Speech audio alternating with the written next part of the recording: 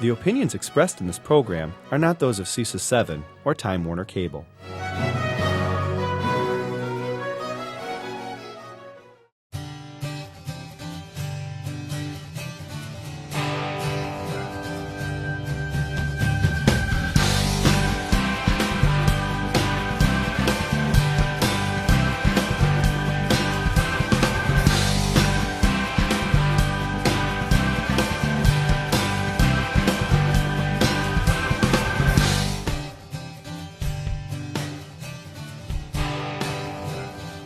What's your tomorrow?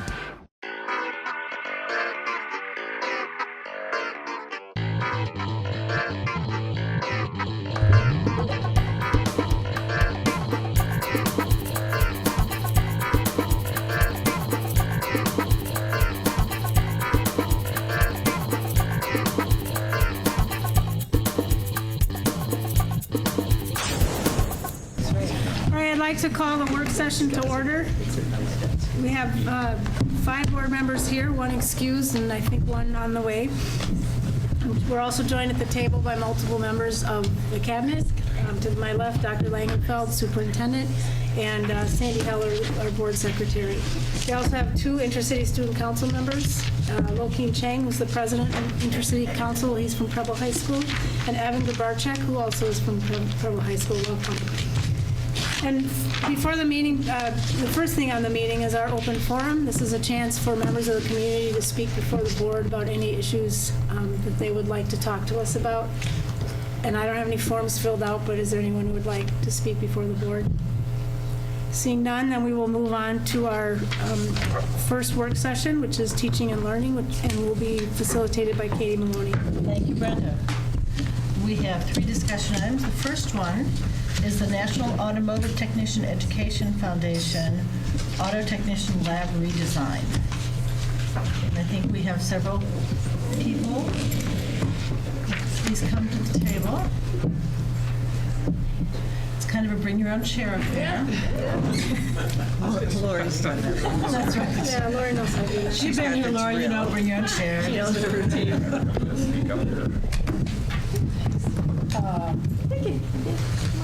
Come on up. Come on up, everybody. Come on up, everybody. Come on. People took the time to join us. Come on up and tell us who you are. All right. Well, it's been a little while since we've been back with a customized education pathway request to the board. And tonight we'd like to talk to you really about, in my mind, a pathway that was started long ago that Rich Sawyer at East has been doing a fabulous job with. And quite honestly is running out of space and can probably, after we share with you what our plans are, can share with you also how we can probably expand that and provide some additional opportunities for our students. This model will kind of follow the Baylink manufacturing model that we brought you, where it's kind of a school district partnership with community, post-secondary education, and community businesses. And I'm going to let Lori Peacock do all of the details, and then she's going to introduce our team, and we'll answer any questions that you have. So, hello. Do you want to move your microphone for Lori? Thanks. We can hear you, but it's being televised, so. Okay. All right, so the purpose of our presentation to the school board is to request the resources to redesign the auto technician lab at East High School. Before I talk about the report, I'd like to have our partners introduce themselves and briefly describe why they're involved with this project. So I'm going to start with Rich, who has no other choice but to be involved. Up front, and I get to go first. I'm Rich Sawyer. I'm a teacher at East High School. Been teaching automotive there for 9 years now. And Rich has been here before to share his program. Yep. Yeah. Do you want to go next? We'll start with the cheap seats. So my name is David Keene. I'm from Broadway Automotive. But this is an important program for us. We have nearly 100 technicians that we employ here in Green Bay, and there's a dire need for technicians, the trades in general.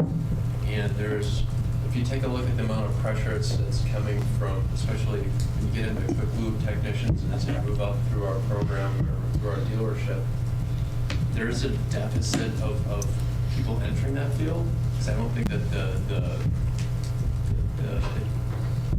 we have to make it a more attractive and engaging experience for them.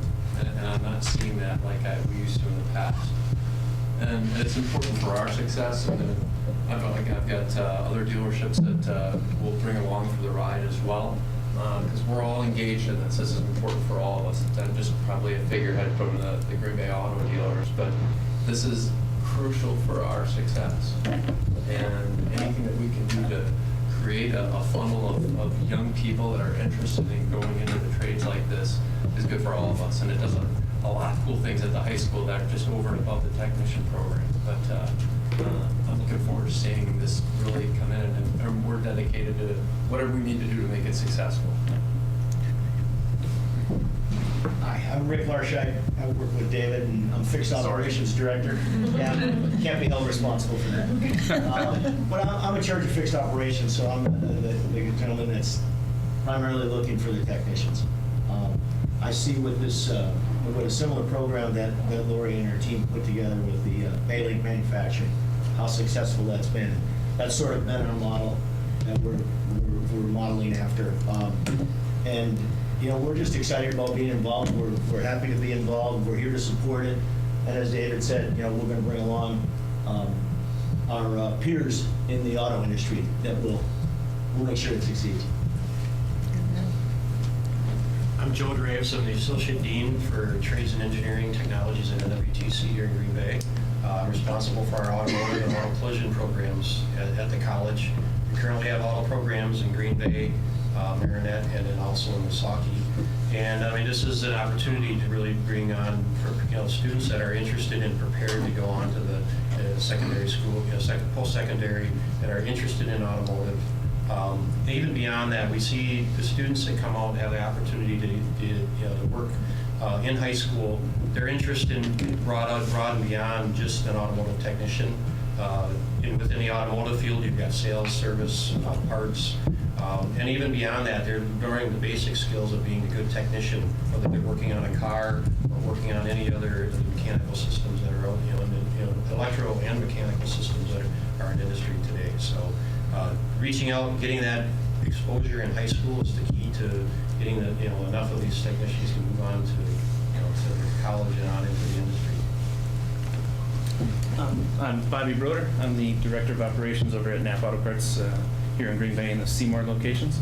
I'm supporting this program for a variety of different things, but mainly because automotive is not just technicians, not just how to work on a car and fix a car.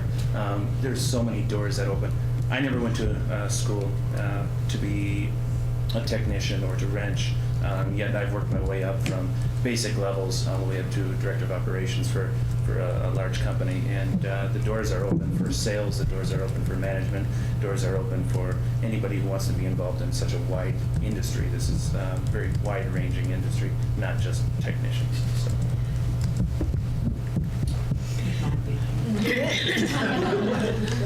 Lori, for principal at East High School, and just to understand that this is a program that actually is very beneficial to our students.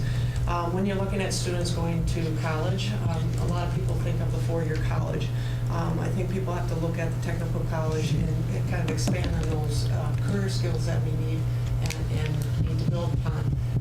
With the facilities that we have right now, we're narrowing the field. We don't have as much room as we need for the kids that are interested in this, and we're hoping that this expands and brings about more interest, not only for East High students, but for students that are across the district, and then bring them to a career field of their interest. Thank you. Comparing the enrollment in Vehicle Service 1, Vehicle Service 2, and Vehicle Service 3 from 2010-2011 school year to the 2014-2015 school year, East High School has had a 288% increase in student enrollment in these programs. In addition to the increased interest in automotive technician careers, the auto industry is continuing to grow. They have an increasing need for highly skilled employees. This demand is driven by complicated high-tech vehicles and a growing population of individuals who buy and drive vehicles. After a thorough review of labor market trends and discussions with our partners in the auto industry and post-secondary education, we are asking the Green Bay Area Public School Board to approve the redesign of the East High School Auto Technician Lab, specifically increasing the capacity from 3 work bays to 5 work bays, thereby increasing the number of students who can have hands-on experience in the auto technician industry. In addition, we are finalizing the NATEF certification, and that certification should be in May of 2015. That's what Rich and his team is working on. Can you share with them just a reminder what the NATEF certification provides? The NATEF certification, and there's different levels of NATEF certification. We're looking at the maintenance and light repair level, which is kind of a junior employee or entry-level employee level. At the tech school, they would receive the higher levels up to the MAST level, being a Master Automotive Service Technician.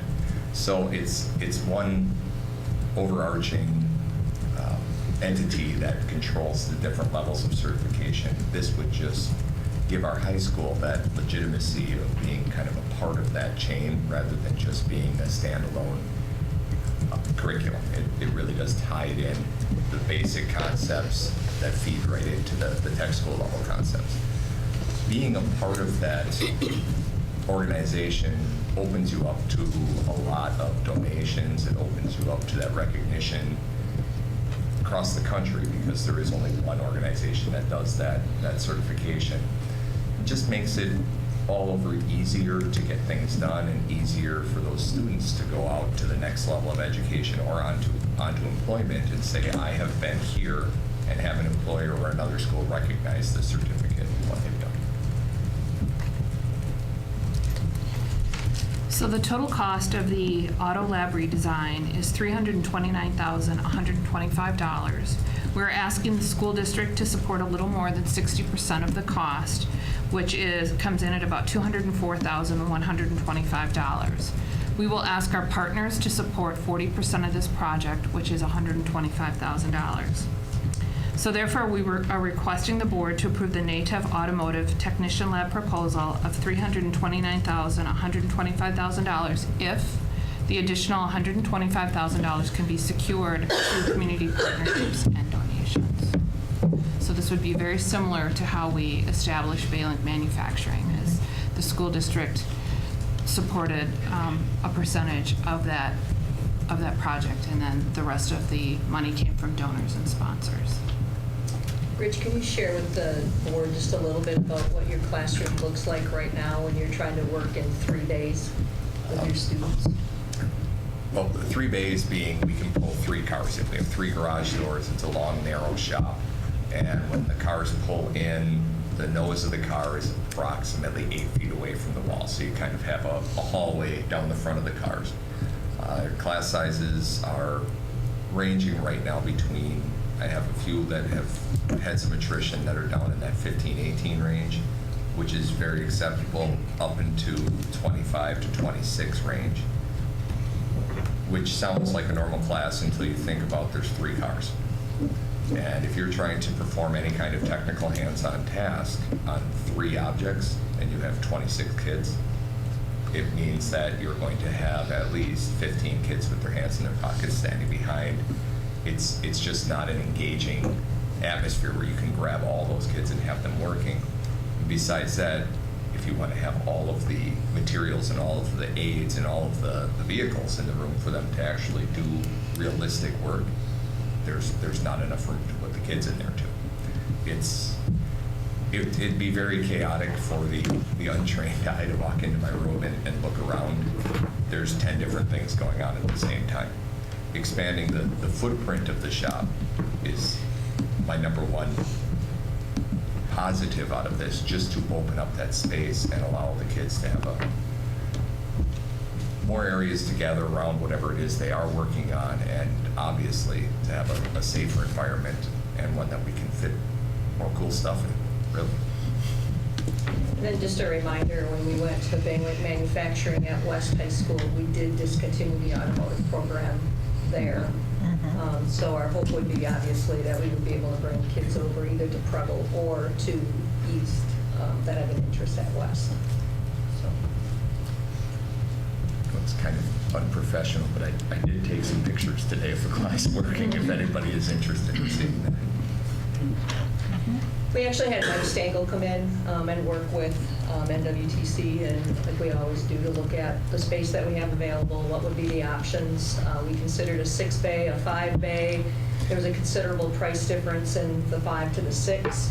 I think we have some ideas on how we can find ways to sponsor those bays with maybe some community members and the tools and equipment that go into those bays. So we'll work on that just like we did Bay Link from a fundraising partnership perspective. But I think the cost for the 5 bays came in actually less than what Mike thought with the removal of a wall, and you can bring the cars in a different direction so they're not a little pathway in between to give us the space that we need. Questions? Mike? I guess a couple parts to my question.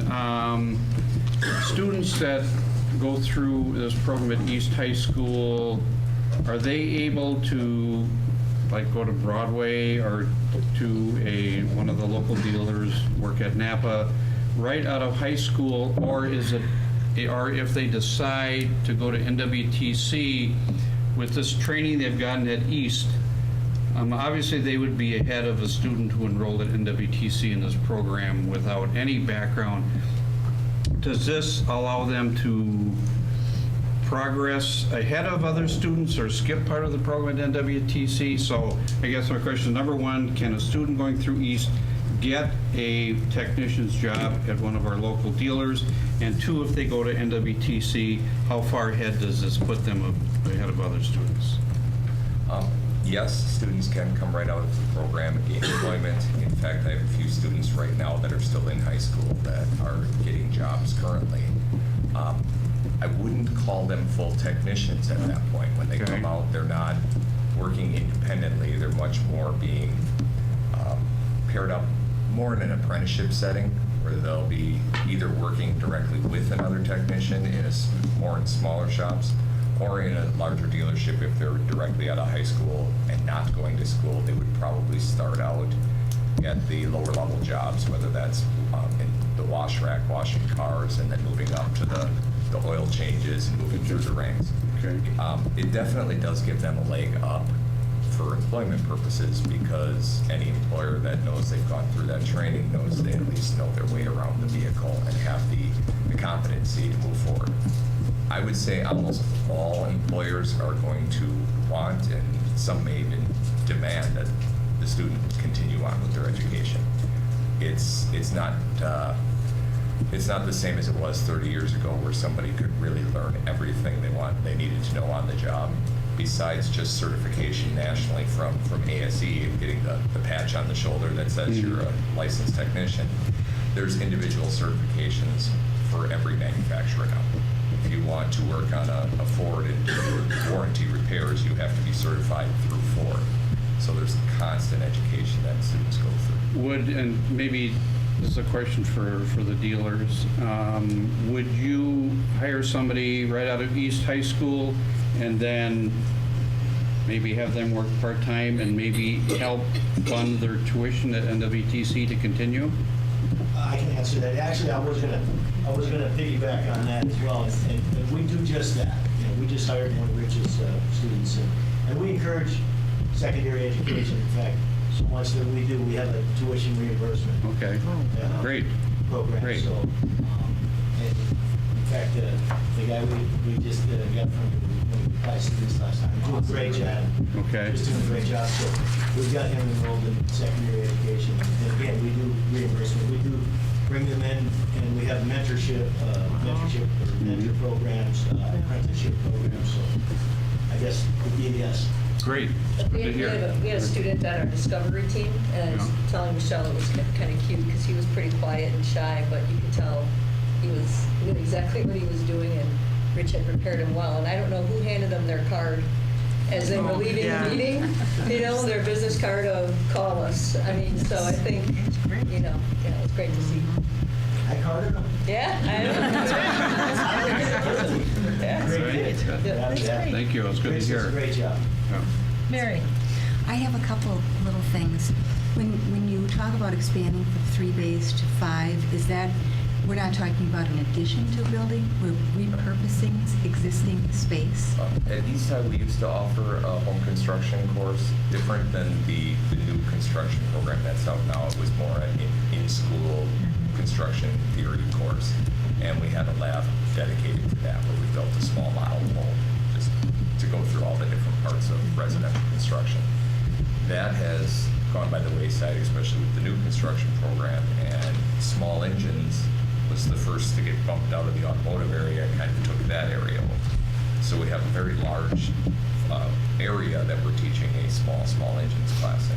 We're going to condense the small engines and utilize that existing shop.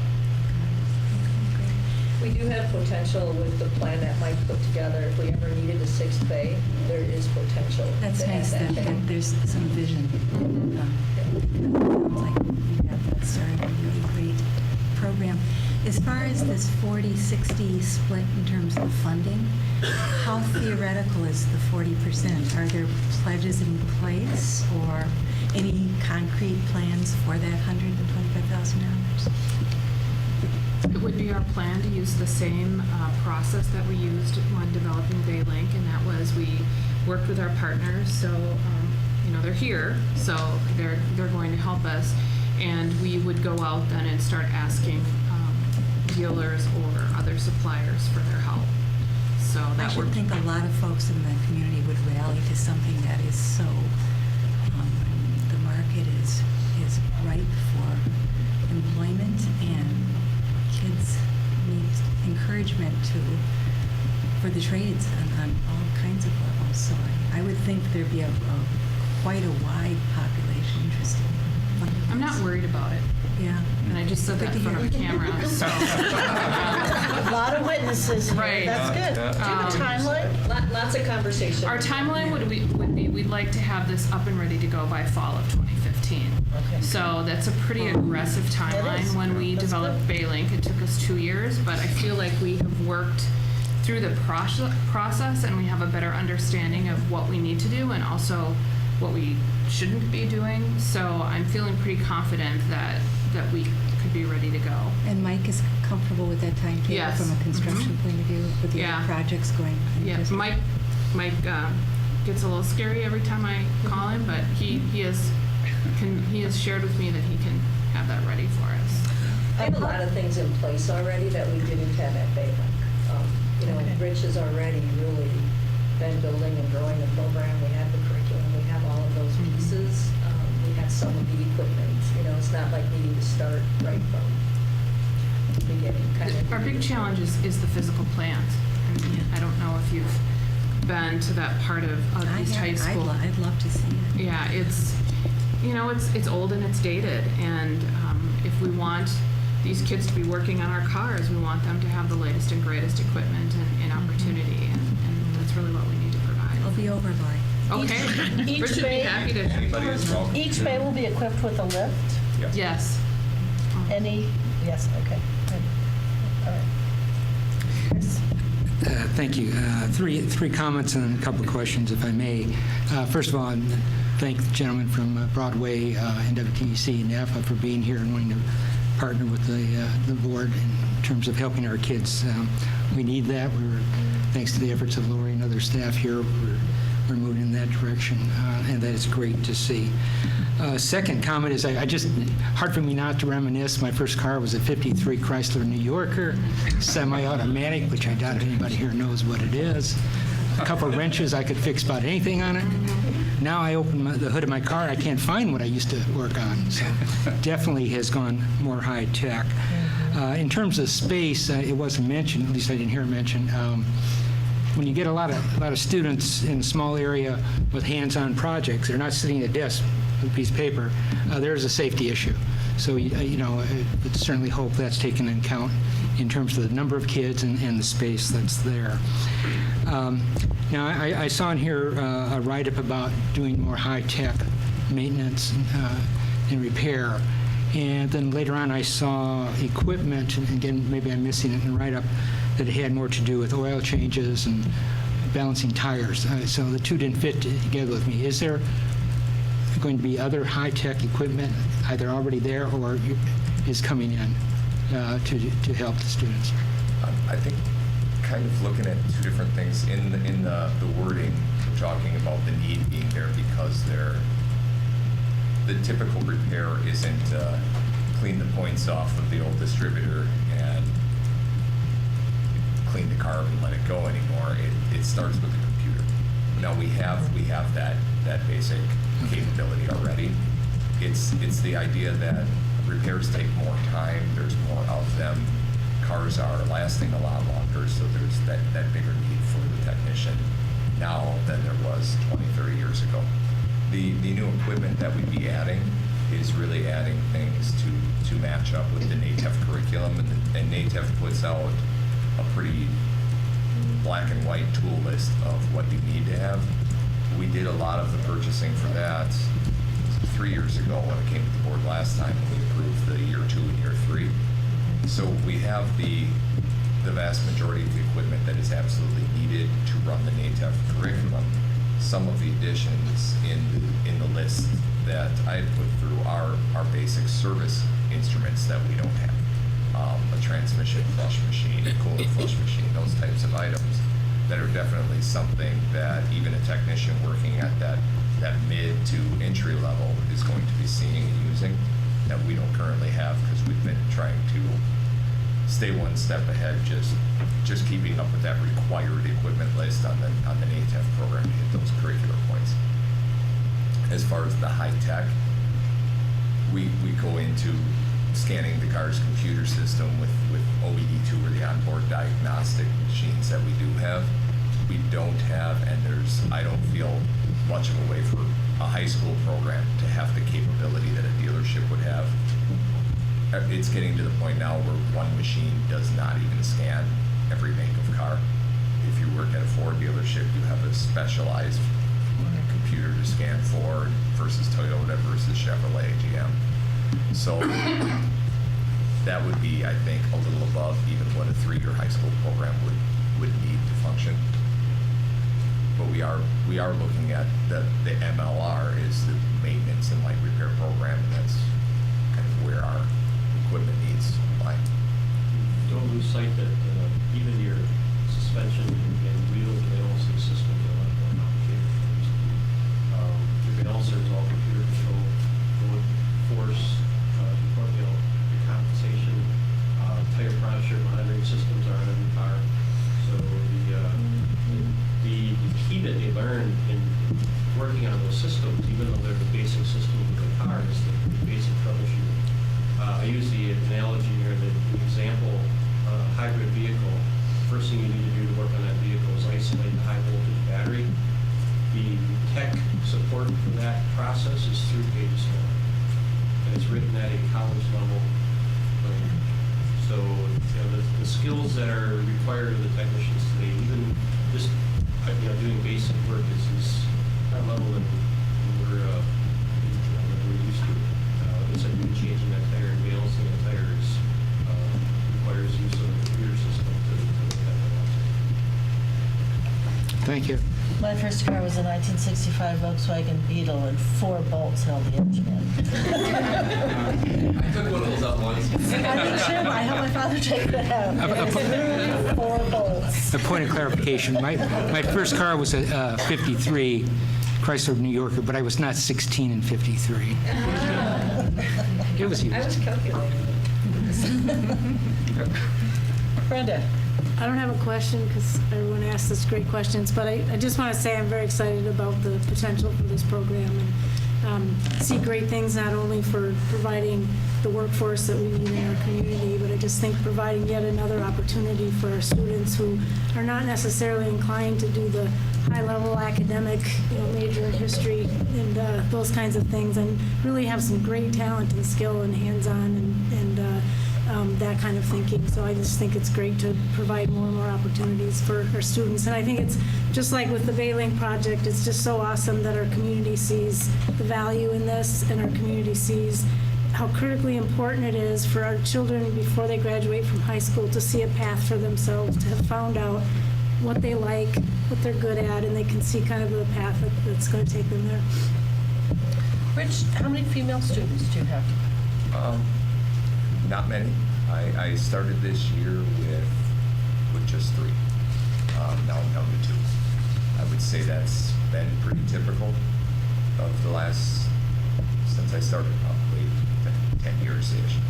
It's unfortunately an area that girls don't explore as much as they should, and maybe, not to lay blame anywhere, but maybe an area that counselors don't guide girls into that much. Do you have any female technicians at Broadway? Currently, we do not, but we have had some. We've seen an increase in women coming to the auto parts side of things. I would say about 15% of our workforce is seasonal. Okay. We're running the same type of numbers, 48 students in Green Bay, but typically 2 students. Okay. Thank you. Any other questions or? I have one comment. I did drop a drive shaft out of a Chevy New York, Chrysler New Yorker. It's true. I know. It was not pleasant to drive. It didn't go anywhere when I did that. But anyway, my comment is in regard to the pathway. I think what I really heard tonight was really critical, because it isn't just a certification and move forward. It's going to be a pathway. And so whether you work your way through, it sounds like students will be able to afford the ability to work and go to school and continue their education. And I think that for many of our kids, those opportunities are critical because of the resource and finance. So to be able to be in a pathway of a job that they love, and again, by the time some of these students come through in 3 to 4 years, what we know today isn't going to be the same, and I'm sure they're all nodding their heads. The technology continues to change, and I think this is an extraordinary opportunity to get in the ground floor. So I'm excited for the students. I am grateful to all of you, and I see this as yet another doorway for students to be very successful, and I agree that it is a huge win for our community as well. It just is a win wherever you look. So thank you for that as well. Thank you very much. Thank you all. Thank you. Keep us posted. All right. Good luck with your fundraising. Yes. Thank you. Great. All right, our next discussion is the curriculum adoption process. And when Kim finishes schmoozing there. Thank our partners. That's right. Good team, good team. Yes. Well, good evening. We have the team here from Teaching and Learning to give us a update, but also a presentation relative to our curriculum renewal process. We had an opportunity at a board retreat to provide you a little bit of context, and today is a continuation of that, and also another opportunity for us to paint the picture prior to you receiving curriculum in the upcoming months. So we felt like this was a good opportunity to bridge that piece. There will be no governance requests today, simply updating you around the curriculum process as an internal, but then also resulting in ultimately what it is that you'll see once we get to that point of asking for the board to approve the curriculum. So I'll go ahead and turn it over to Mike and Nancy, and they'll take us through the presentation to start with. Hi, everybody. Do we start with telling you our first car as well? Did you drop a drive shaft? Thank you for the opportunity to connect with you again. As you may recall, we've spoken with you over the past year as Nancy and myself have become familiar with our teaching and learning department and the processes that we follow for curriculum adoption and renewal. We also become steeped in the board policy that should guide that. And so we thought we would make reference right at the onset today around the importance of Board Policy 330, the one that talks about curriculum development and instructional improvement. That is the basis on which we wanted to come to you tonight and give you some information regarding how the process we've been following, answer any questions that you may have relative to that. We recognize that policy is the foundation on which we build our internal processes and we make decisions about what needs to be developed, how it should be developed, and what is brought to you for consideration. So we'll talk a little bit about that today. And at the onset of it, we thought it was important to, again, remind everyone of some of the, and frankly, the vocabulary terms that we use in curriculum and teaching and learning, because we don't want there to be confusion among the organization or folks in the community when we talk about curriculum.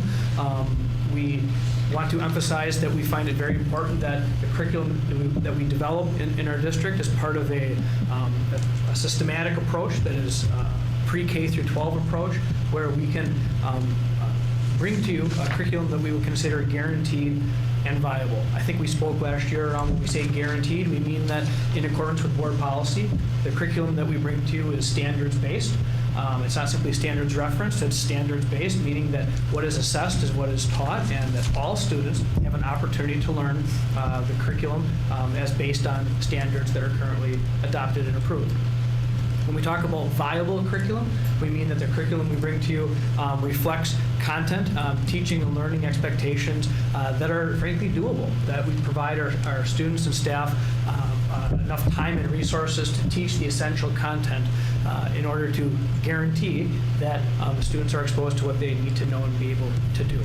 The other piece that is very important that we're working very hard on and that we bring to you today and going forward is the idea of being a pre-K through 12 organization. That when we talk about the curriculum that is developed in our district and is brought forward for recommendation is vertically and horizontally aligned. When we say vertically aligned, we mean that it has a logical scope and sequence, pre-K through 12 vertically, and horizontally meaning we take into consideration what else is being taught in other departments and disciplines across a given grade level, per se. So maybe what is taught in language arts in 6th grade makes sense with what is taught in social studies in 6th grade. What is taught in science in 8th grade makes sense with what is taught in mathematics in 8th grade as well. And we are always keeping, even from that pre-K level, the idea of the prepared graduate in mind, that we're always thinking about, in line with our district mission and vision, what it looks like to be college, career, and community ready in our district. We bring back to you, just again as a basis of common language, the analogy that we used last year and that we used with our teams of teachers as we develop curriculum, that we know that it's very important that if you are a standard-based district, that you understand what standards mean, and what we mean by standards and how standards are different from curriculum, which are different from the resources. But taken together, our standards from which we develop our curriculum, and then we recommend resources to support the teaching of that curriculum results in high quality teaching and learning and therefore greater student achievement. And we, again, share that in the context of an analogy similar to a construction analogy, that the building code is similar to the standards. It's what you base your decision making from, but really that blueprint, the tools, and the construction is where you see the local decision making and the specialization that makes sense, the customization that makes sense from building to building, maybe from teacher to teacher throughout the district, so that we can personalize the experience for all of our students. As we also shared with you last spring, we talked a little bit about how we take a systems view in what we call a framework for learning, an approach to teaching and learning that is a continuous cycle, that is alive.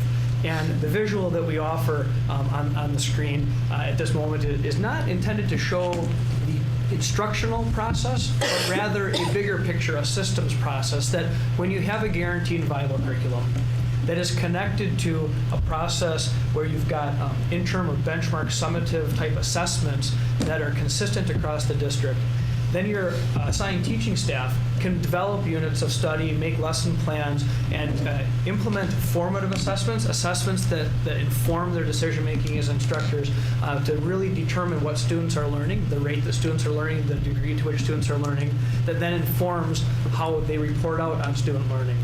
Tonight we're going to focus on what that guaranteed and viable curriculum process looks like, as well as how it's kept alive through our annual jurying process. So again, a little bit of a review and reminder of how it all fits together, but also then launching into really how this plays out in terms of what we'll be bringing to you for consideration and recommendation on a yearly basis, or as part of the cycle rather. Really, it's a three-step process. If we take what we're doing in teaching and learning and boil it down, it's really a three-step process that the time and intensity of a step is going to vary. It's going to vary based on the uniqueness of a content area, of a class, of a curriculum, and it's going to vary. The time and intensity will also vary based on whether it's driven by a release of new standards or whether it's simply been enough years that we need to come back and revisit that curriculum.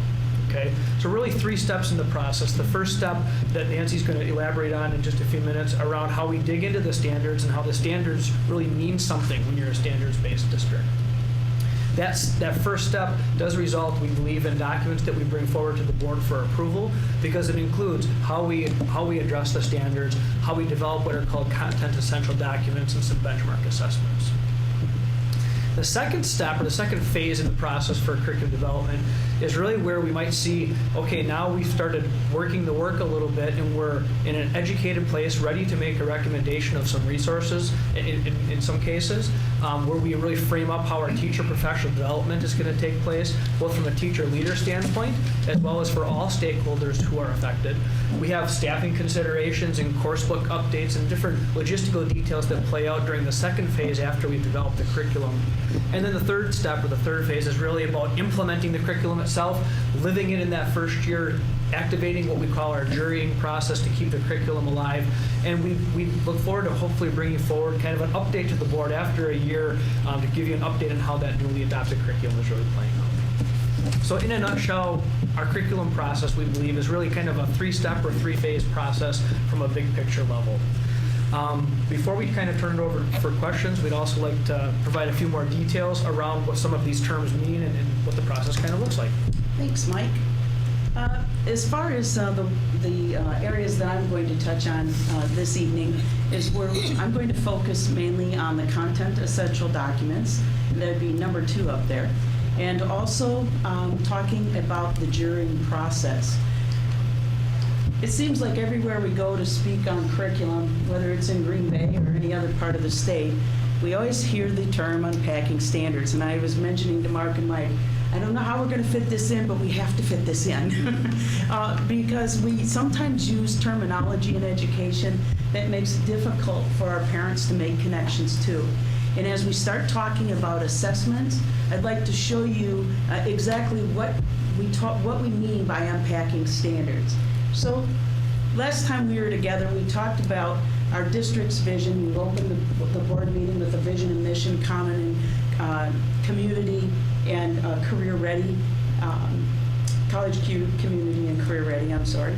And then also we talked about the state standards, the Common Core state standards, college, community, career ready standards. That's what they were developed on. What a wonderful alignment. So now we want to look at our standards, and then we actually look at the verbiage. And those of us that went through middle school and high school all remember diagramming sentences.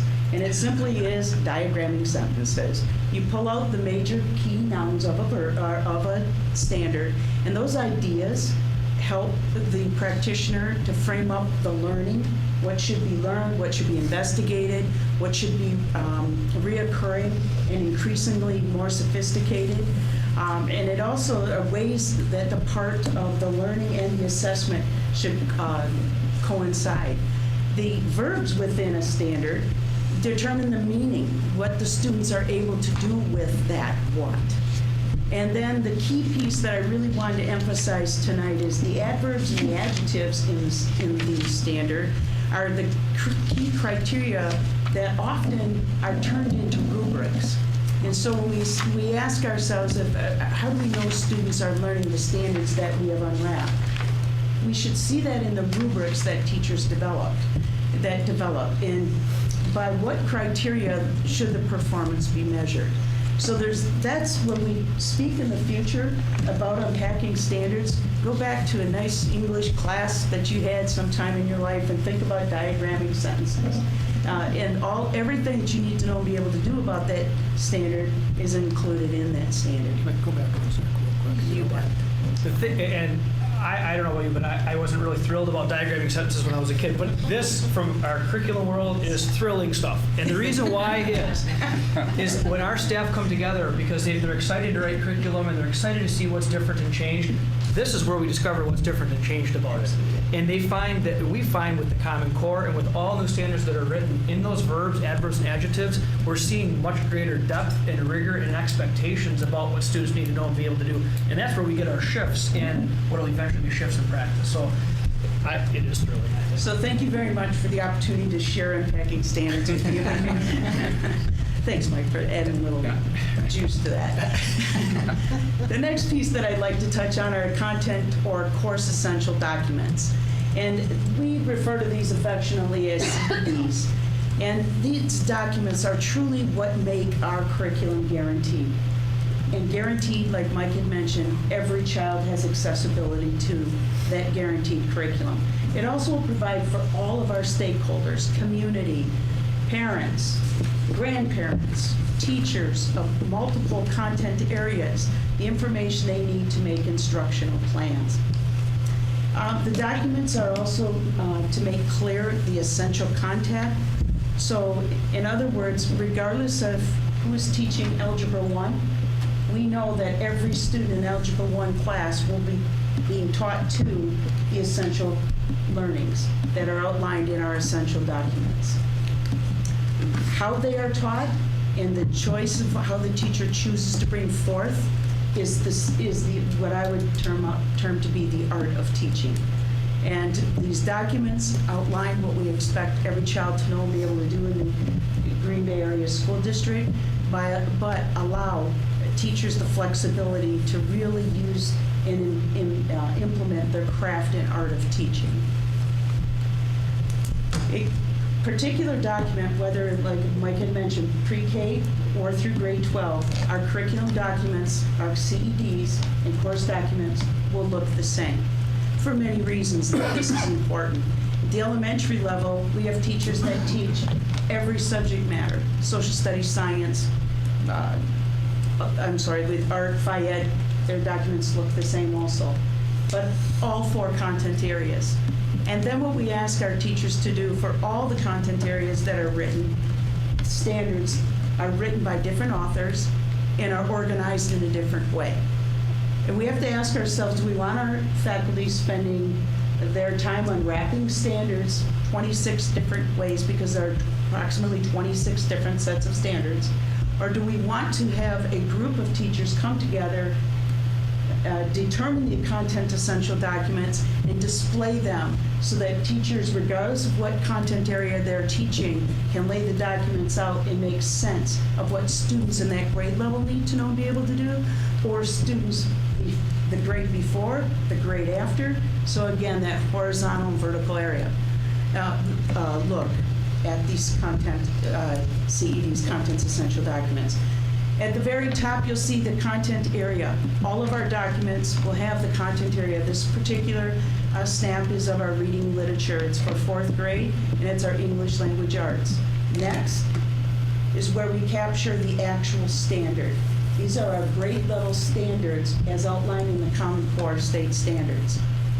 The piece that makes this very unique to Green Bay and follows our vision and mission is the prepared graduates.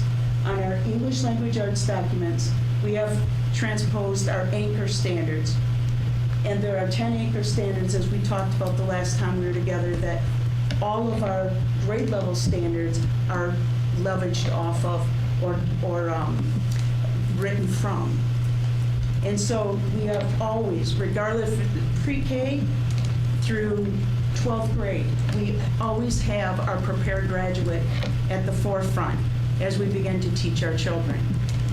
The grade band where it says grade level expectations. Yeah, it's just not. Okay. The grade level expectation is actually what teachers do is they compress those 3 top standards. Thanks, Mike.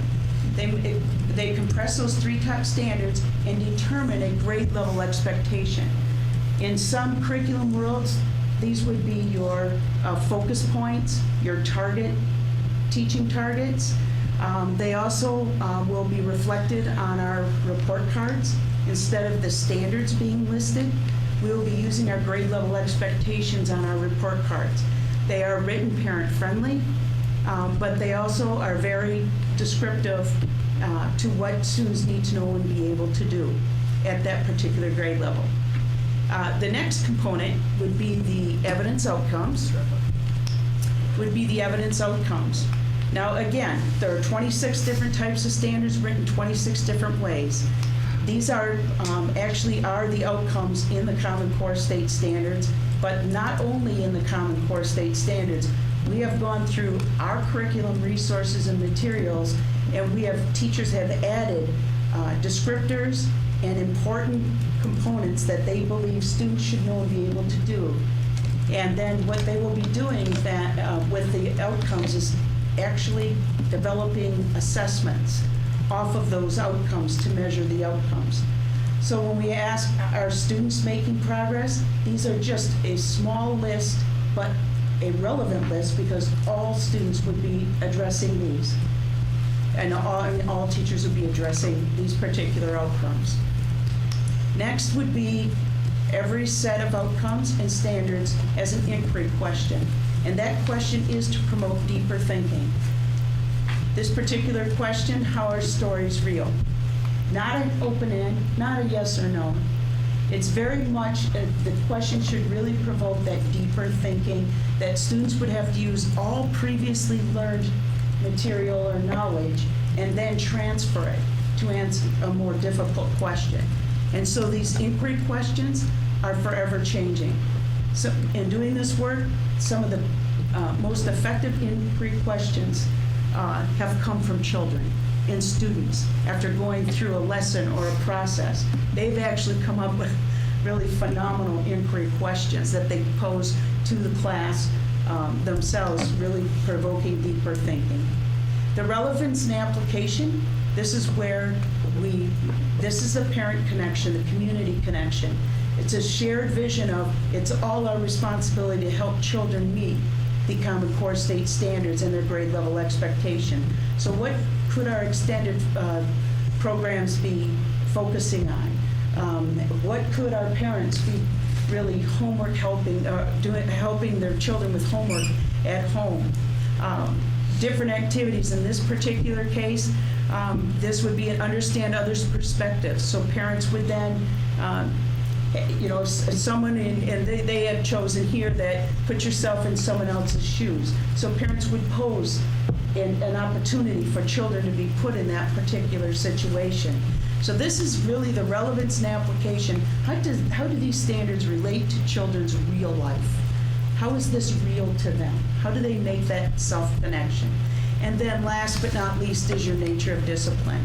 In our nature of discipline, these are actually your proficiency literacy expectations from the Department of Public Instruction. And typically your nature of discipline components, you should be able to transpose, pull out, and actually lay on top of multiple content areas or multiple life experiences. If we were to look, and we won't be doing that this evening, but if we were to look at the nature of discipline for mathematics, the mathematical practices you could take out and really lay on top of any content area, and they would be relevant. So that is just a snapshot of what one of our content essential documents will look like, and they are written for each of our standards and each of our content areas. To this point, we have completed all of our pre-K 5 English Language Arts and our math documents. They're in draft form, awaiting for this process to be approved. A little bit about the power of the documents. As you can see, they are really the basis for all our assessing, our planning, and our reporting. They are truly the foundation from which our unit plans, our teachers' lesson plans, and unit plans should be co-constructed.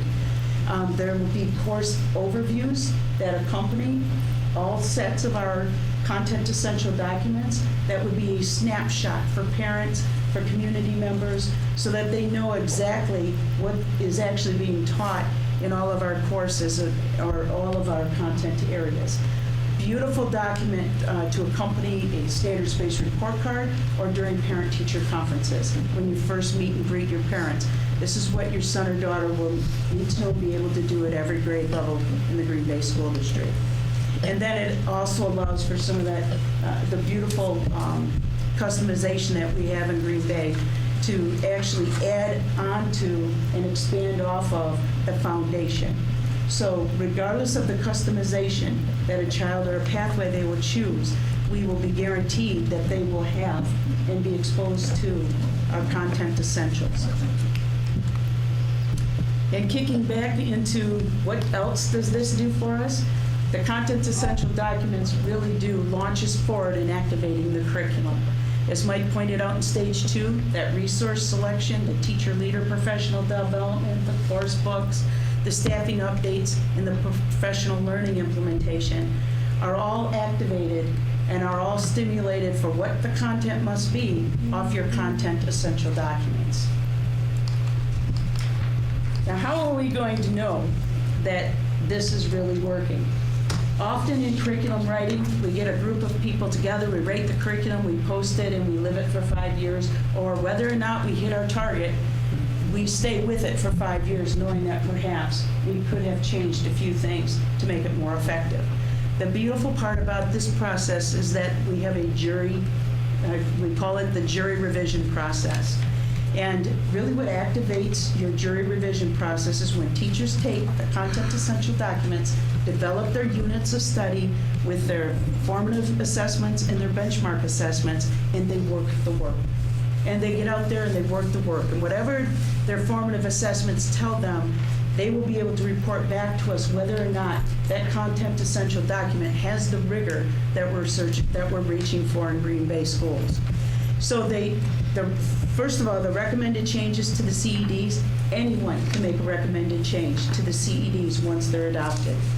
There will be a reporting form that will be turned in to your principal or to the content lead, and we're asking for those by May 1st. The representatives and the stakeholders, which will be the teaching and learning department, made up of teachers that are working the work, administrators in the buildings, our curriculum content leads, and then Mike and myself will be on a team that examines the request for the change to the content essential document. The teaching and learning department will keep record of all of the changes to those documents and what they have been and what has been recommended and those that have been adopted. After the adoption of the changes to the CEDs by July 1st, the changes are made, and then the new documents are refreshed and posted to our website for the public and everyone to have accessibility to. So our documents are continual and they're ongoing, but there is a constant review process.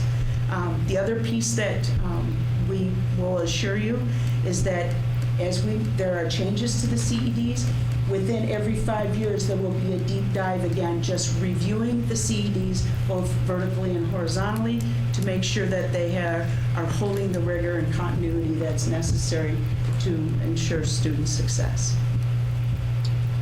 I'm sorry, I always get the front part. Does anyone have any questions on the content essential documents, the essential learnings that are that they will contain, or the jury process? That was our intent tonight, to share that with you. Yes. Thank you for the presentation. It's very informative, but I didn't quite track. Is this already in place, and if so, for how long and through what grade level? Is this already in place? So yes. I'll answer the first part, and then we can give an update relative to the progress. So the process for renewing curriculum is something that has been established. I think the internal practice that has taken place has varied over the last several years. So what we felt was important is that we make public the practice and show you the work that we're working. Last year, under Andrea's leadership, Mike and Nancy, a lot of that work of creating course or content essential documents has happened with curriculum writing teams, and now we're at the point of bringing those forward to the board for approval. So relative to next steps, I'll direct you to the slide here. We'd like to be able to bring to the board the math curriculum pre-K through Algebra 2, and those are in the forms of the course essential documents in the month of December. And that's all work that not Mike and Nancy did alone. It's all work that they did as part of that curriculum writing process with teacher leaders. And then in January, we'll be able to bring forward for the governance request of approval for our PK through 11 ELA curriculum. And that's been our primary focus over the last 2 years, is to get that up and going. And then we also have a plan for the remainder of the year. So we feel confident in bringing forward the documents, and not in a way to overwhelm the teachers. And I should note that it doesn't necessarily mean that this is new work for teachers. I think that that's important, and Mike and Nancy can talk about that a little bit, because that might be the perception sometimes. So I don't know if that answered your question, Dr. Wagner. Well, I just, this process is in place now as you presented. Correct. Okay. I think one of the... do that in parts of it have been for a 2015, while, January but- 2015 or 14? Oh, yes, sorry. January 2015. We didn't do that, okay. No, That's what we'd like to bring forward December, January. Sorry, typo. We were working on it in January. Okay, I'm just wondering if we did something. You might recall... approved all of that. No, we wouldn't do that. Remember the thing. You might recall that we've talked a little bit around the difficulties that textbook publishers have when standards change, that we may be expected to adopt new curriculum or develop new curriculum based on new standards, but there may not be high-quality resources out there. So some of the process that have been followed a little bit these past couple of years has been to kind of go beyond just the essentials, to try to get into more developed units or even lessons sometimes at the district level. And we've now kind of got our internal process is a little bit more standardized, where we can go back to what we believe the intent of Board Policy 330 and the curriculum development process really was. So it's really just kind of that piece, along with the Eclipse Curriculum Manager, which had been a software package that we had in the district for a number of years. It's really, we're in a transition away from that as we become more Googleized, and as we look at having improved technology. I think we're going to be able to utilize these templates a little bit more consistently and make them more transparent and available as well. So. And not only the teachers who had worked in teams and were facilitated, those teams facilitated by our content curriculum coordinators. Our content leads and our department heads, I believe, have seen all of these draft documents of the CEDs. Last year, we ran a field test in English Language Arts with 4th grade using the content essential documents and having 4th grade teachers walk through and develop a unit of study. It will definitely, and we learned a lot, it will definitely be critical that we follow a rollout plan, so that our full rollout plan from writing CEDs to unit design will be launched next September. So we'll be working on building capacity, so we have additional trainers with teachers training teachers within our system, and then with our rollout for elementary being in September of 2015. And it's a process, it's a journey. They have units of study they use right now. We have teachers that would like to really dive in and start using all of the content essential documents and developing integrated units of study to help children make connections to the science and social studies curriculum. So, Mary. I would just like a little bit more clarification on the timetable. Any given curriculum is revisited on a deeper level every 5 years. But within that 5 years, through this process of CEDs and the channel that a teacher might take to point out some weakness or lack of content in a CED, can within that 5 years affect change in the curriculum? absolutely. Every year, the jury process takes place.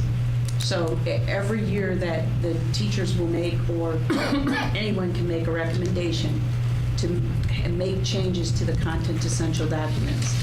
And then it's revised, it's looked at by committee, and then if it's approved, then the changes are made and the new set of CEDs are published with a note saying that the documents have been updated. And that would be by July 1st of every school year.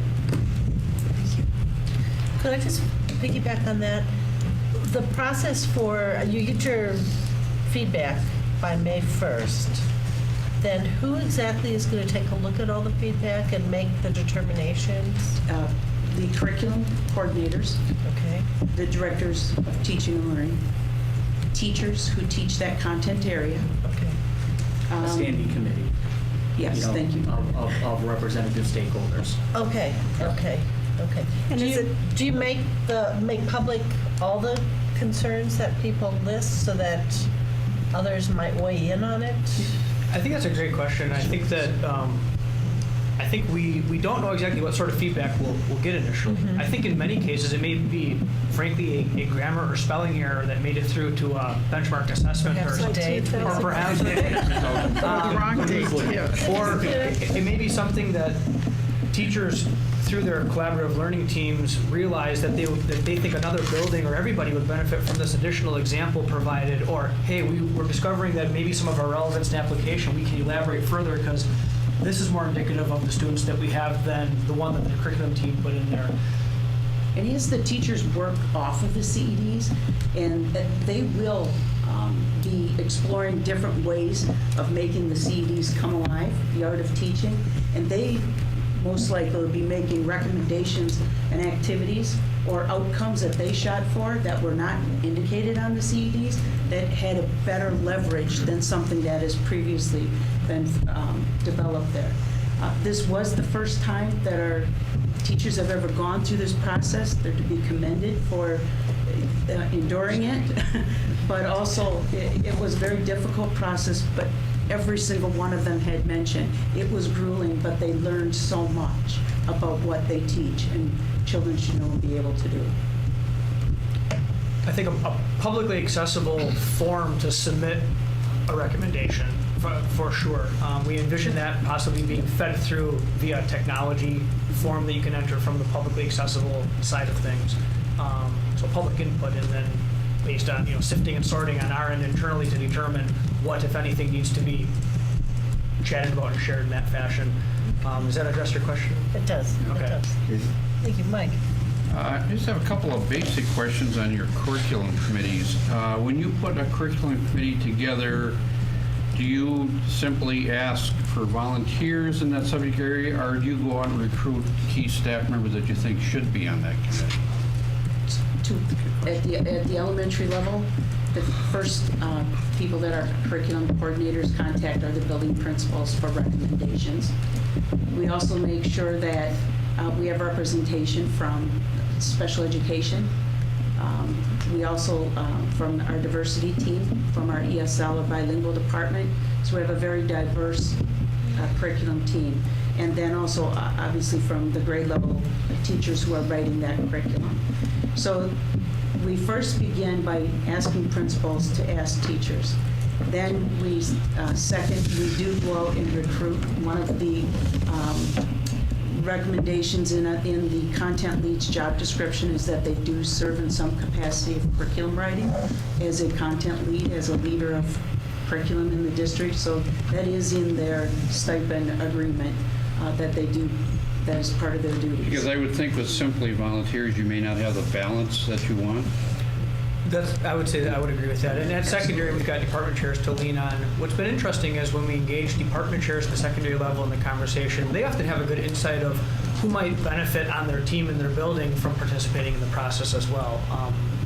A voice that they think that voice really, it's a good professional development opportunity for them. And I'm interested in how the committees deal with potential serious differences of opinions. I mean, do you ever get a minority report out of a committee? I'm trying to think of an example. Do you have an example that comes to mind in your head that might... No, I'm just thinking if get English language arts teachers together and you know what your goals are, but let's say there's a handful of them that think that you're headed in the wrong direction, and the committee votes to make this recommendation on curriculum, but there are 2 or 3 teachers or staff members that think, no, we think we ought to go a different way. Are they allowed to voice their opinion? Nancy, I think that's the critical work that happens within that curriculum writing team. You have to develop a shared understanding, and it's not always easy to do that work. And I think that's where Mike and Nancy's emphasis over the last 2 years is really building the capacity and our teacher leaders that are the curriculum coordinators, so that they can facilitate that work, because that's very important work. And then Mike and Nancy know also how to shepherd that.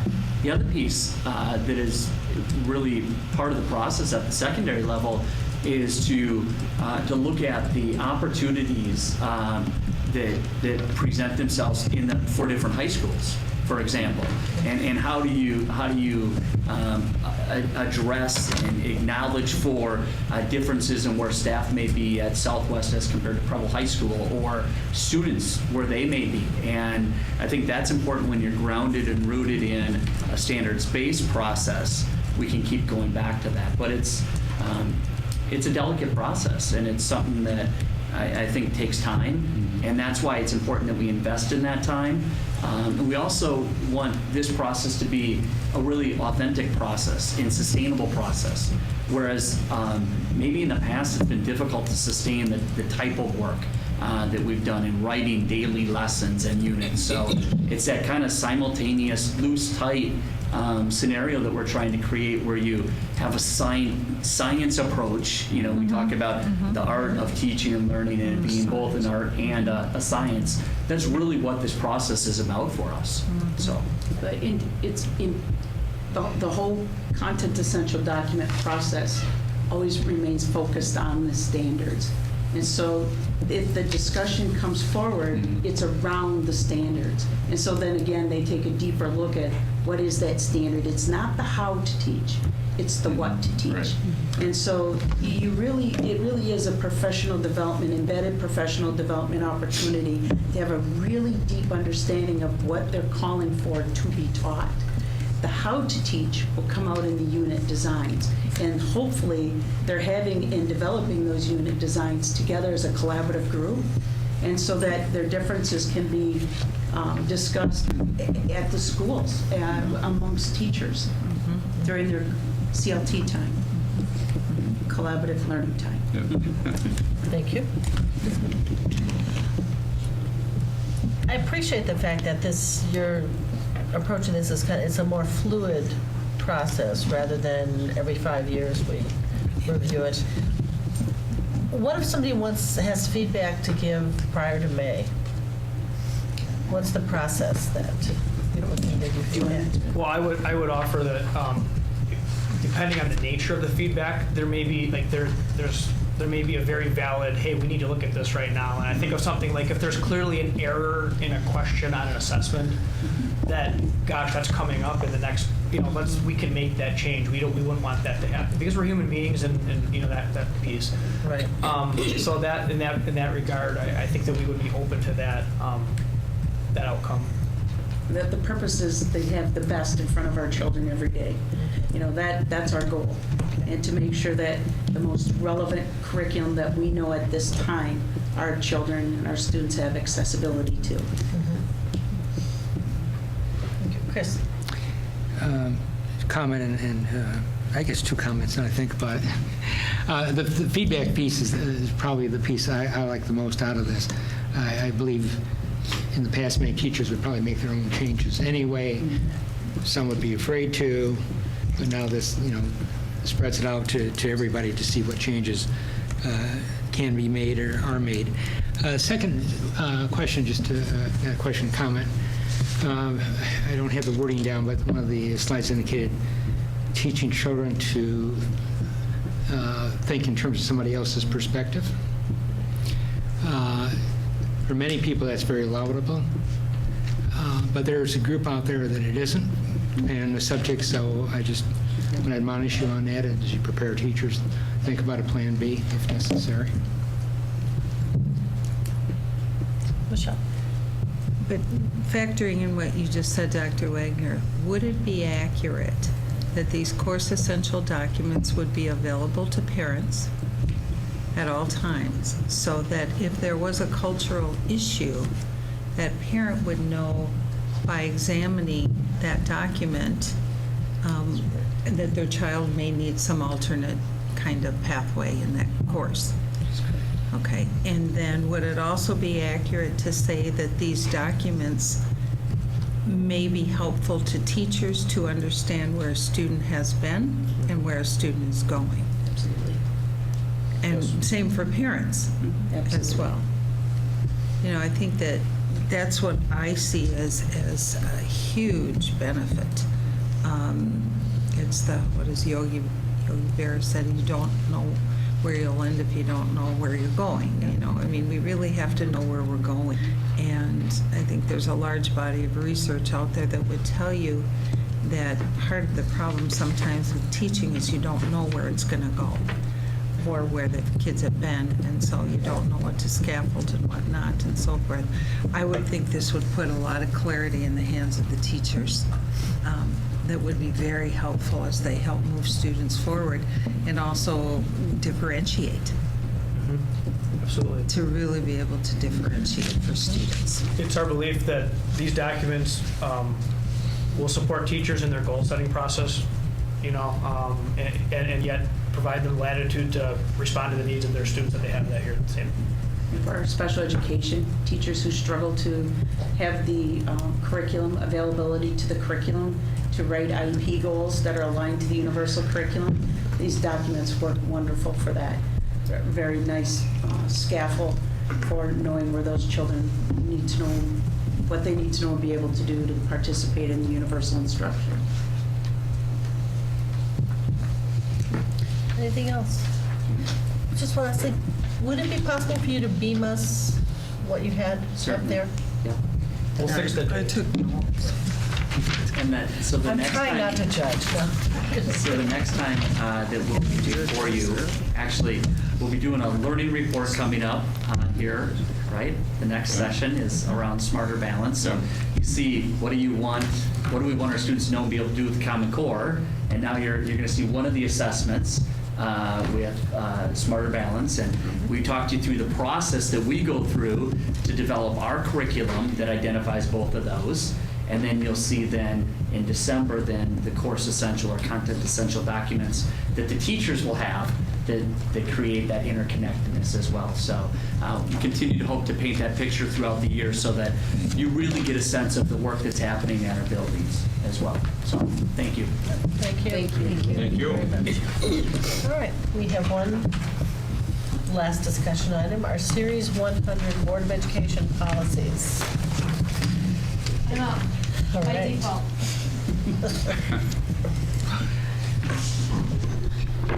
I really have to give credit to Sandy because she took the initiative and went through and updated the policies that we could update for you based on our recent work. So you have a number of 100 series policies in front of you that have been updated to reflect our current position with the board and the probably most accurate depiction of where we are. We've presented them all in one large group for you. I don't know if you want me to go through them individually or if you want to take them, if you have any questions on what the updates are. I have questions on a couple of them. Okay. I don't know. Okay. We can do them in, we can do them. You want to do them in order? All right. Might as well. Then Lori, do you want to pull up the first one, board officer elections?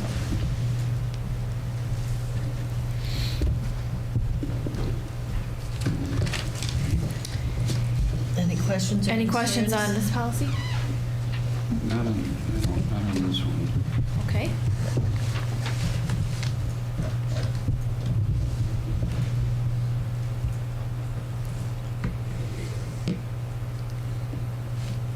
We do not have the exhibit with respect to the board agenda. We're going to repeal because it's changed so often, and exhibits don't have to go for board approval currently. So we just thought it'd be best to repeal the exhibit as is. And Sandy can jump in anytime. Any questions on that? Okay.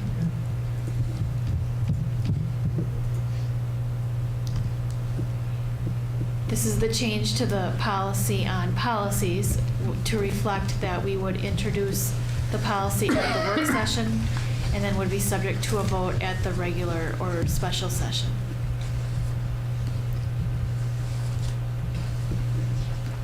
Brenda. Just a quick question on the I mean, I know ultimately, this is in the second paragraph or sentence, second sentence. Ultimately, the superintendent oversees policy, but this makes it sound like the superintendent is writing the drafts of policy. Is that what impression we want to give with that policy? What paragraph are you looking at? First. Come up to the top, whoever's driving the second paragraph, second sentence. The superintendent shall serve as policy draft writer for the board, report to the board time to time on policies. We could add the superintendent of schools or designee. Yeah, I mean, that probably gives a more accurate representation, because I know you have been our draft writer for many of our policies. I'm ghostwriting. You're the ghostwriter for the superintendent, okay. Which we appreciate greatly. Well, and we get a lot of those through WSB help. Yeah. too. Yeah, I mean, right. that's Right. a Yeah, lot and of- a lot of them initially, Barb did right. some. And, Yeah. I mean, Right. so It's a team effort. So I think a team effort. So I think designee would be very appropriate. Okay. Any other questions on that policy? Okay, next one. I've got a question on this one, Katie. Okay, Mike. We talk about regular board meetings shall be held. Wait a minute. We're on compensation. This is on compensation. Oh, okay. We're on No, 164. No, all right, no. I'm No not- questions? No Okay. questions on compensation? No, I'm not on that one. All right, we can move on, thank you.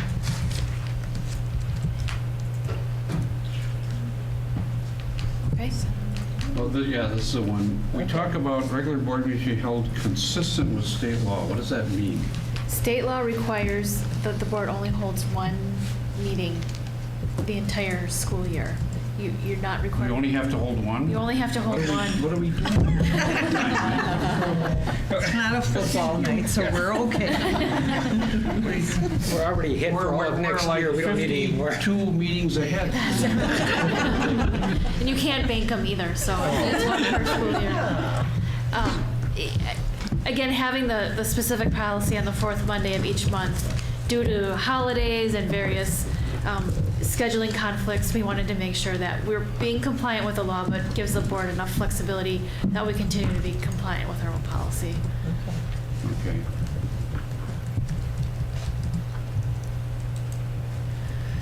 Any other questions on that one? No. Okay, we're gonna do the next one. And this is the agenda preparation.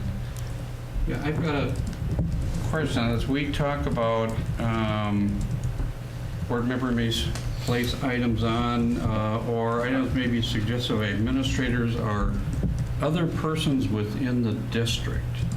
Now, does that mean district employees, or to me, within the district means that parents or someone on the Brown County Taxpayers Association could call up and ask something? I mean, to me, that's not clear. I mean, does that mean anybody in the district can say, I want this on the next board agenda? Or if you want to go up to that second paragraph, there, okay. This has been your policy, so I don't know. I mean, do we want anyone suggesting topics for the board meeting without running it through either the board president or the superintendent? It does say suggested, though. Yeah. So, I mean, you wouldn't be responsible for doing it. Maybe it doesn't bother anybody else, but to me, it's kind of vague. What would you prefer to say, Bree? What would clear up the vagueness? Maybe, please.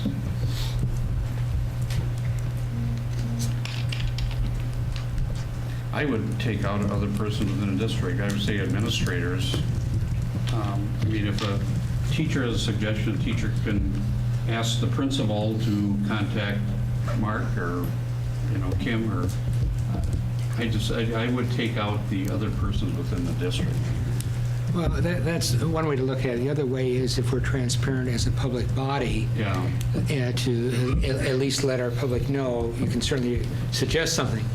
It doesn't mean it'll necessarily be there right then. It may come back in a different format later on, but at least in my mind, it's sort of welcoming to the public that they can have some input. So you read that as saying that anybody in the community can call up and say they Make a want something on the suggestion. agenda? They can, I think no, there's they two can different- suggest Yeah. it, Because- but it doesn't mean it goes on the agenda. The first sentence says a board member may place an item on the agenda. Yeah. Right. Second sentence says an item may be suggested, Yeah. not required to be placed. There's no commitment to it. Correct. And are we interpreting other persons within the district as people who live in the district or other persons who work in the district? I was thinking Well, that's not clear. I Yeah, would see, say. and I was thinking work, but. Yeah. but- I read it as anybody within the Right, district. that's Mike and Chris read it that way. I would read it that way as Yeah. well. But again, you're elected by your constituents, so if constituents have made They would come suggestions through to you. you They have- Right. to put things on the agenda, that would be their avenue, To come through their elected to come through the elected officials. And for. Do we address here who makes the final decision on what the agenda looks like? No, we don't. We don't. I think we need to address that. Yeah. I've seen some policies where the board president has the final authority to determine the agenda. Yeah, I mean, I'd be happy with saying the superintendent The and board first sentence president says that the agenda for should school make a board final decision. shall be prepared by the Yeah, superintendent. it says it in the first sentence. But that talks about prepared, that doesn't talk about who has the authority to determine The what's on item. the agenda. Yeah. Well, the first sentence, second paragraph says any board member, if they want something on the agenda, it'll be on the agenda, and I would like that to stay there. Right. But beyond Yeah. that, then it's up to superintendent president, in my opinion. That's not only though. I would like, in that first sentence, I'd like to also say and board president. Do you want it in not just prepared but approved? Approved, I was going to Shall be say. prepared and approved by the superintendent of schools and board president? Then that gives the superintendent and board president authority over the second paragraph, which says a board member may place an item, a business item on the agenda.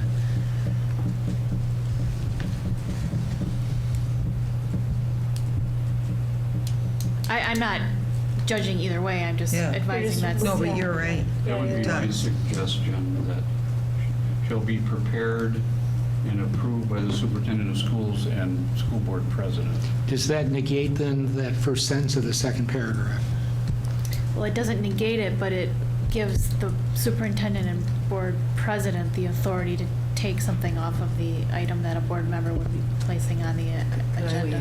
If that's true, then I have a hard time with that. Yeah, that's, We did have, when I was the president and the superintendent would discuss the agenda items, and there were times when there was a mutual agreement that an agenda item would not be on the agenda. So the superintendent and the president did have that authority. Even though it was another board member. If a who board, wanted it even on if the another agenda. board member requested it, and usually, we would call that person and explain the rationale, but the final say was with the board president and the superintendent. I have a hard time with that. I'm an elected official, and if any of the constituency comes to me and asks that something be on, and I agree with it for various reasons, obviously I try to explain that, but I don't want the superintendent or the president to negate my responsibility there, or authority.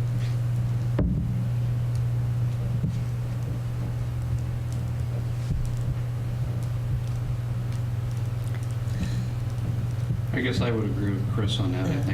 I wouldn't want superintendent board president to say Chris's item can't be on the agenda. Yeah, it's censorship. I mean, we all are elected, with equal responsibilities. Right. Okay, so no amendment then? Keep it as Leave it as is? Leave as is.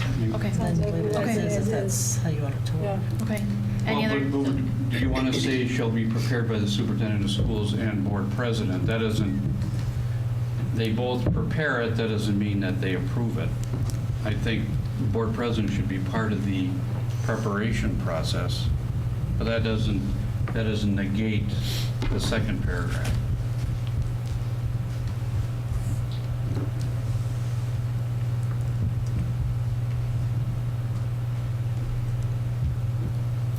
Correct, it doesn't negate it. Yeah. That's your call as to whether you want the I board mean, that's president. my suggestion. Are you participating in the preparation of the agenda now? Yeah, pieces of it. I mean, I don't. But yeah, I mean, we have discussion You about have what's on the agenda conversation. and what should be on the agenda or not, or when it Okay. should be on the agenda. Well, I think that guards against it sometime in the future, if we have a superintendent who is not collaborative. I mean, I think then that would give the board precedence, and that certainly is not the case now.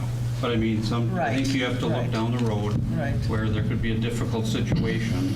I think you have to guard against that. So do you want to prepare and approve, or? No, I don't think we want to prepare approve, and because then that, I agree with Chris. Yeah. That gives- takes away the other board members' ability Okay. to go ahead. So we'll add that. Any other changes on this one? I do have a question. Let me look at it quick. Oh, But you're looking, I have one where availability reports available to others on the district's website. That eliminates people who don't have online capabilities, that don't have a computer. I would think we should make someone calls up and says, I want to copy the agenda, I don't have a computer, or I'm not online. I think we should have something there that makes it available in hard copy to somebody. So you would leave in the suggested strikeout provision? And then also And add the district website. Yeah. Okay. Except why don't you put, I was thinking, they're available on the district website, but if you need a copy, we can give it to you. Need a copy, we need a So hard that copy. as you read it, you're a little more likely to maybe go to the website first to cut down on paper. If you could have an asterisk with that and direct them to the Brown County Library, where there are computers open to the public and printing means, and also classes on how to use a computer. Yeah. But there are people that just don't have any computer, knowledge, or don't want to have computer knowledge,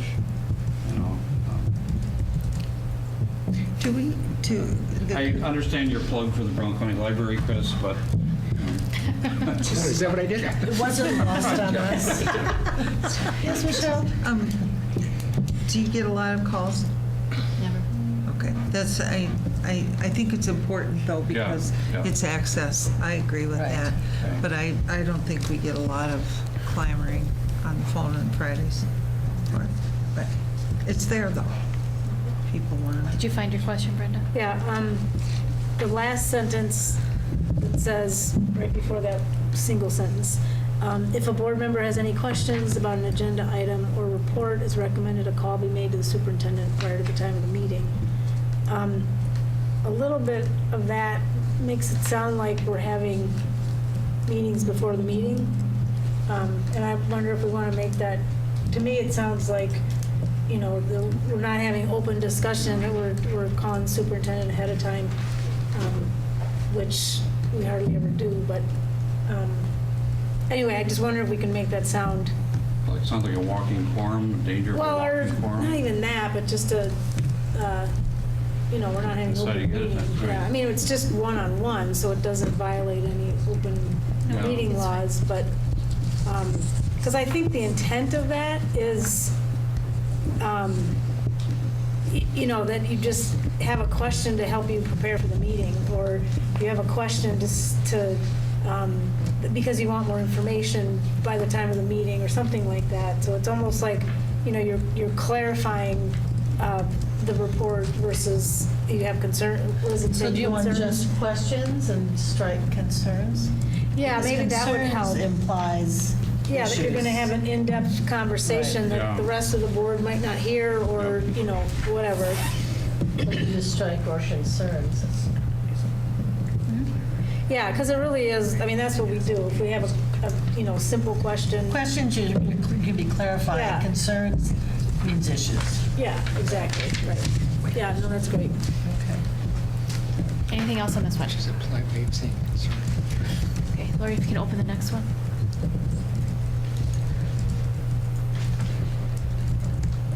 And this is the exhibit that we would repeal. Makes sense. Okay. Changes all the time. And then the next.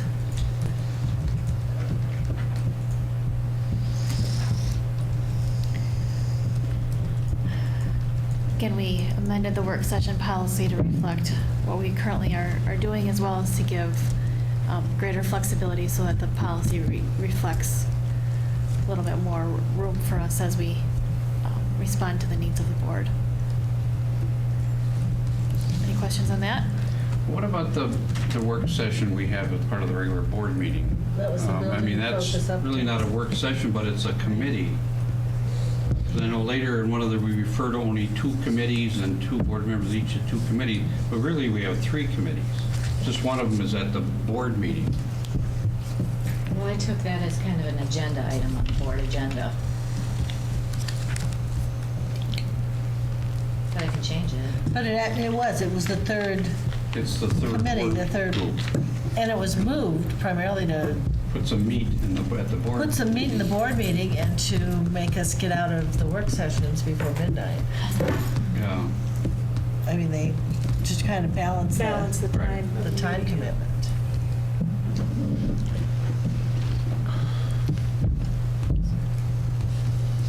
So we can revise the policy on the committees to reflect the 3 committees? Yeah, I think we should. So you want it the monitoring report committee? Is that what you want to call it?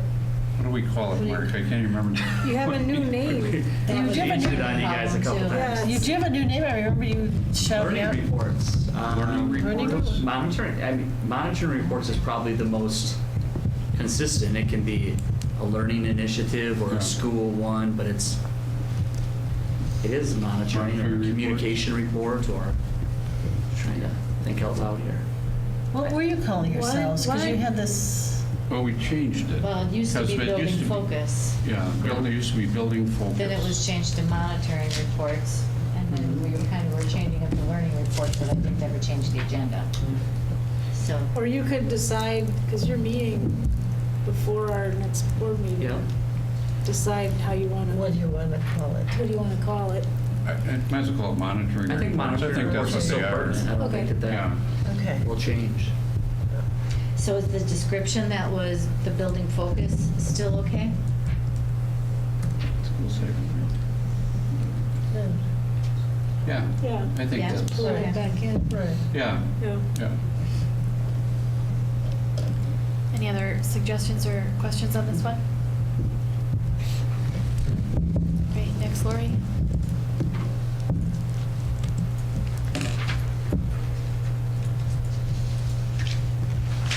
So we would keep this 3 then? Then I'll Yeah, change it 3. back to 3 Okay. then. Right. So there's no changes to this? Right, you won't even see it on Monday then. The, I'm looking at, I have a question on this one. This one's different than the one we just pulled back, right? Right. This is the rule. This is the rule versus what you just changed. Right. I didn't understand number 5. And I know this has been our policy, but I don't know that it's necessary that it's in there unless I'm not understanding what it accomplishes. I think what it was in there for is that we used to only have one person chair the work sessions. So this was in there to see how it would go for 2. Okay. So just take that out. I mean, we've done it forever. Right. To have 2 people Well, and no, you I take can turns. remember chairing when it changed, and it was. It's not forever, she's saying. It was not forever, and there was a forever for you. pointed, there was a pointed Forever for me, too. conversation wanting this to be evaluated for its Oh, okay. effectiveness, but I think the time. It's I been think 10 years The at test of least. I time. think we can take that out. Yeah. So we can eliminate number 5. Number 5, Yeah. yeah.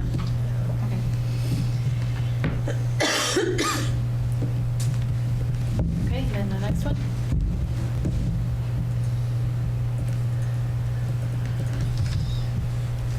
These changes are just to clarify, consistent with open meetings law, that the board would not discuss matters brought up at the public participation period of the meeting because it's not on the agenda. Those items are not specifically noted on the agenda. But Melissa, what if somebody comes and talks about something open forum that is on the agenda? Then we can discuss it. In the part of the agenda. At the agenda. Later, Later in the When it agenda, but comes you up. wouldn't discuss it during the open forum. Can we make that, I had the very same Yeah, question. Can we yeah. make that more clear so that somebody coming realizes that if they're speaking to an agenda item, it will get discussed Later. at the time that it comes up in the agenda? Because that way it sounds like you can't discuss it. Well, it says may not discuss matters brought up during the public participation period of the meeting agenda. And then we could put a sentence, matters brought up during the public participation period noticed for the agenda may be discussed during that agenda item. Right. Yeah, something like Yeah, that, yeah. This doesn't preclude asking clarifying questions, though, of the public. Clarifying questions? Right. Well, the one that Andrew asked last week. Good example. He asked a clarifying question. No. Those are permitted.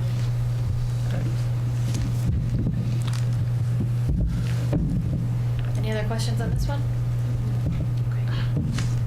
Okay. And I want to thank Sandy because she did a lot of them. Yes. Almost all of the work on those policies. So thank you. Well, she has to live with these. That's right. That's right. We're going to do it her way. Thank you. Thank you. All right, and that concludes our work session. All right, thanks, Katie. Next, we have the organizational support work session that will be facilitated by Chris Wagner.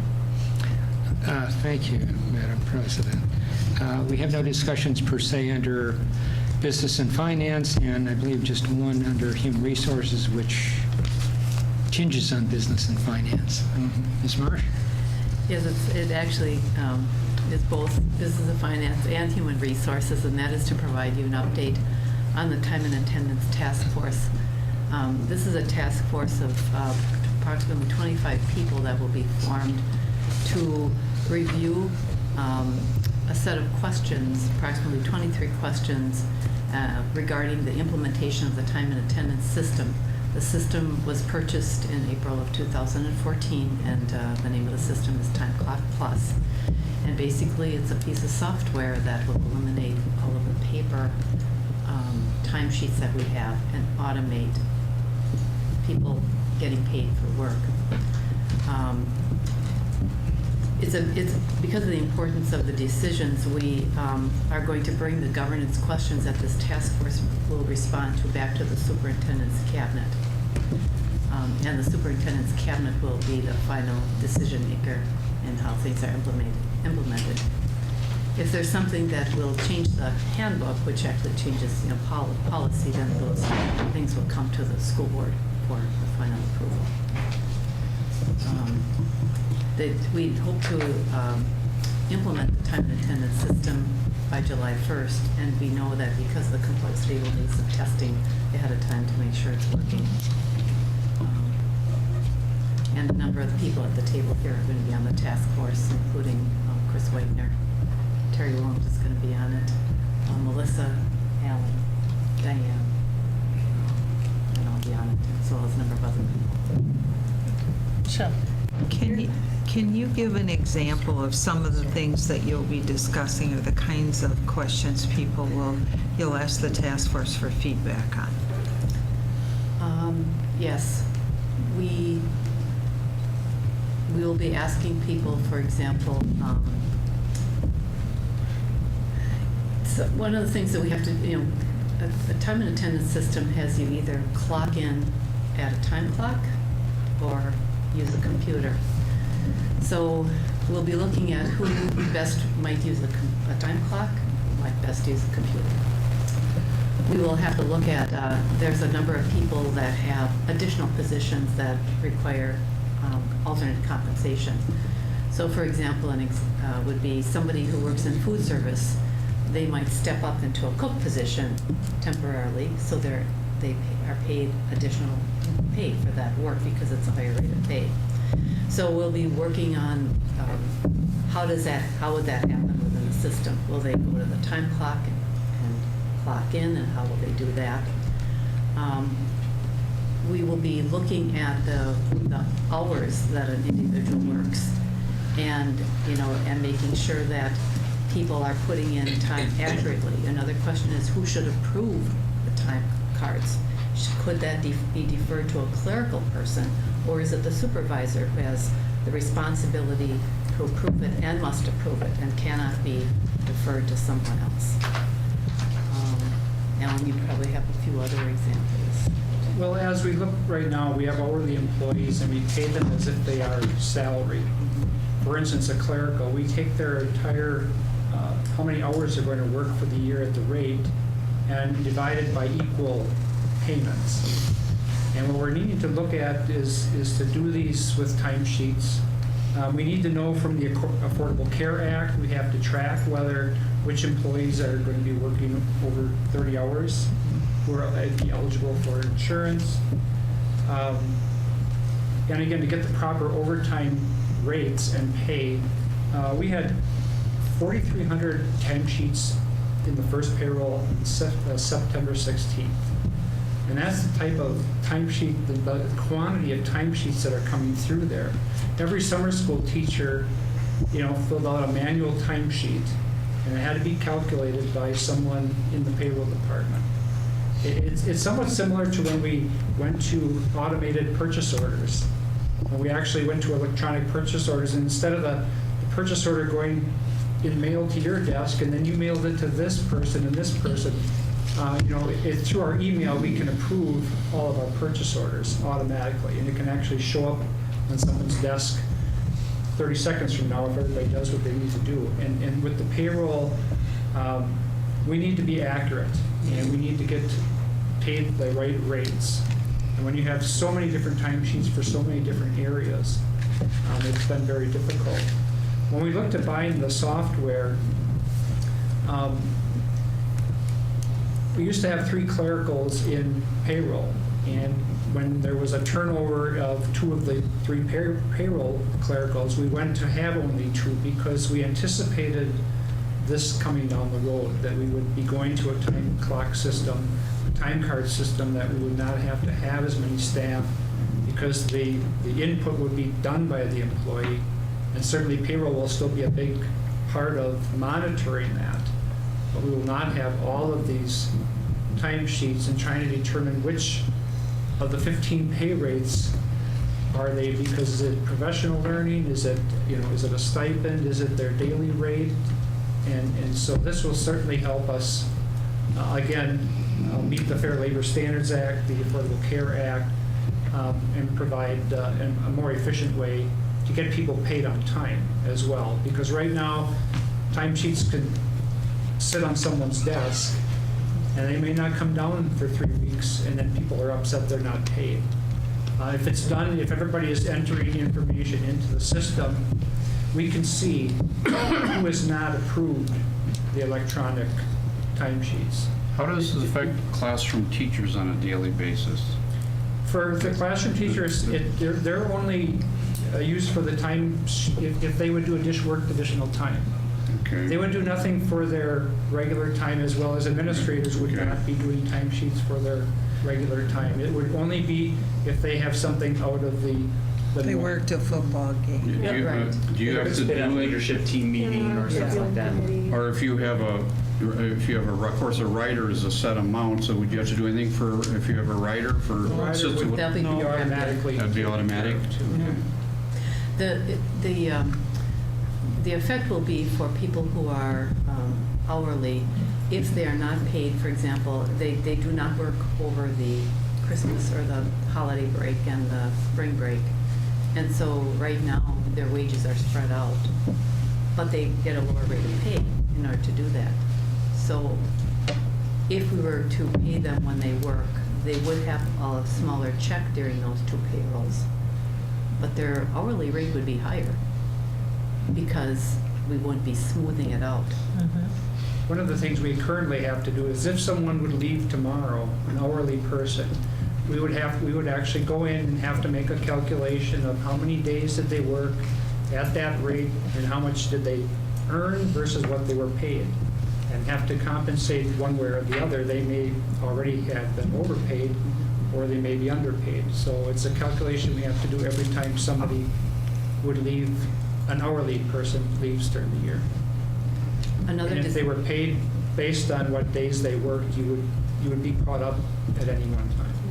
Another thing that we do, we add vacation time right up front at the beginning of the year to people's time. and so they haven't earned it yet. So if they use it and then they leave, we have to recalculate to recoup that money back again. Most places have a calculation where you earn the time as you work it. So it's perfectly prorated. Now that will have some implications for people because they may have used up their vacation and they plan to take it up front at the beginning of the year. So we may have to look at a transition for that. So people plan to take vacation, even though they didn't earn it, we'll still be able to do it. And then maybe the following year would do it at a prorated basis. So there are a lot of decisions that have to be made, and so it's going to take some time to do that. That's why we want to get started early enough to be able to have people understand it and be able to talk it through and look at the pros and cons of each decision. But there will be some decisions that really won't be given to the group because they are governed by wage and hour laws. The right way to do it. I should say Sandy's also going to be on the committee because she has a really good understanding of many of the positions in the district and how it will affect people. And Pat Nuthels from Human Resources will be taking the minutes so we record decisions and keep us on track.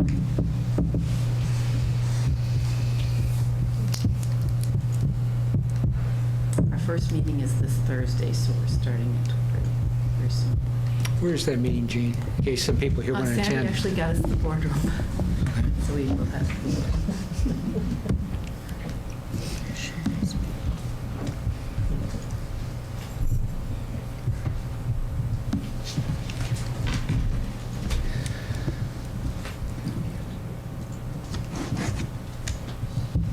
Anything else? Oh. You've been on vacation so long. I already called on Michelle for you. I know. I'm looking forward to that exciting commitment that the board president has assigned me to. Very good.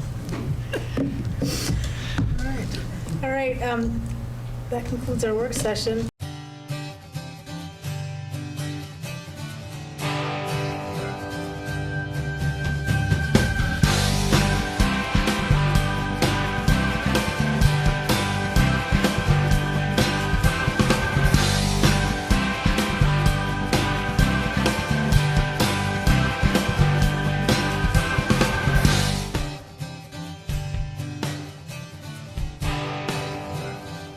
What's your tomorrow?